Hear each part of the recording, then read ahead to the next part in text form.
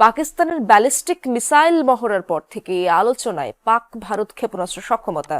দুই দেশেরই সমর ভান্ডারে রয়েছে পরমাণু অস্ত্র বহনে সক্ষম বিভিন্ন পাল্লার মিসাইল। এর মধ্যে ভারতের ক্ষেপণাস্ত্র সক্ষমতা রীতিমতো তাক লাগানোর মতো।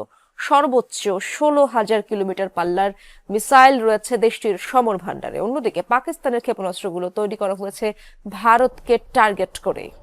শাহিন-2 পরমাণু অস্ত্র বহনে সক্ষম এই ক্ষেপণাস্ত্রকে মনে করা হয় পাকিস্তানি সমর শক্তির অন্যতম স্তম্ভ। পরমাণু কর্মসূচি শুরুর পর থেকেই মিসাইল ডেভেলপমেন্ট প্রোগ্রামে জোর দেয় পাকিস্তান। সময়ের সাথে সাথে উন্নতি ঘটানো হয় দেশটির ক্ষেপণাস্ত্রে। বর্তমানে আবদালি, নাসের, ঘড়ি এবং গজনবির মতো স্বল্প এবং মাঝারি পাল্লার বিভিন্ন ধরনের ক্ষেপণাস্ত্র রয়েছে পাকিস্তানের সমর ভান্ডারে, যেগুলো সর্বোচ্চ 50 কিলোটন অস্ত্র নিয়ে আঘাত হানতে পারে 2700 কিলোমিটার দূরের লক্ষ্যবস্তুতে।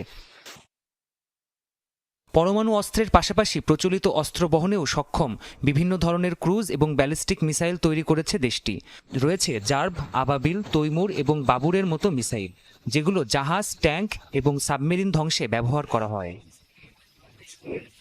ক্ষেপণাস্ত্র ইস্যুতে ভারতের সক্ষমতাও তাক লাগানোর মতো।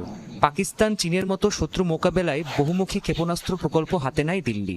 দেশটির সমর ভান্ডারে রয়েছে অগ্নির মতো পরমাণু অস্ত্র বহনে সক্ষম ব্যালিস্টিক মিসাইল, যা 16,000 কিলোমিটার দূরের লক্ষ্যবস্তুতে আঘাত হানতে সক্ষম। এছাড়াও পৃথিবী, সূর্য, কালামের মতো স্বল্প এবং মাঝারি পাল্লার ব্যালিস্টিক মিসাইল রয়েছে ভারতের।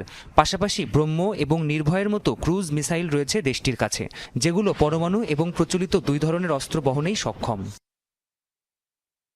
অন্যদিকে নাগ, অমোঘ, রুদ্র, অস্ত্র, ত্রিশূলের মতো ট্যাঙ্ক, জাহাজ এবং সাবমেরিন বিধ্বংসী বিভিন্ন ক্ষেপণাস্ত্র রয়েছে ভারতের কাছে, যেগুলো আকাশ, ভূমি এবং জাহাজ থেকে উৎক্ষেপণ করা যায়।